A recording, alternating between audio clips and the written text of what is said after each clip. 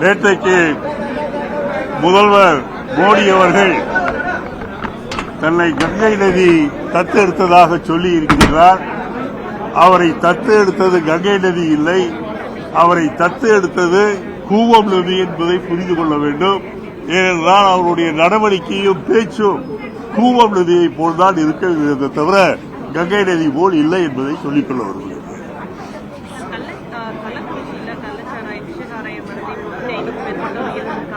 கள்ளச்சாராயம் குடித்து இறக்கின்றவர்களுடைய அந்த நிகழ்ச்சி இனிமேல் தமிழகத்திலே நடைபெறாமல் பார்த்துக் கொள்ள வேண்டும்.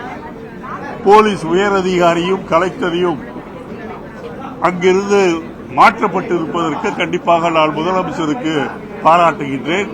ஆனால் முதலமைச்சர் அவர்கள் தமிழகம் முழுவதும் எல்லா மாவட்டங்களிலும் கள்ளச்சாராயம் இருக்கின்ற நிலையில் உயரதிகாரிகளை உடனடியாக எல்லா இடங்களிலும் தேட வேண்டும், பிடிப்பவர்களை கடுமையாக தண்டிக்க வேண்டும் என்று கேட்டுக்கொள்கிறேன்.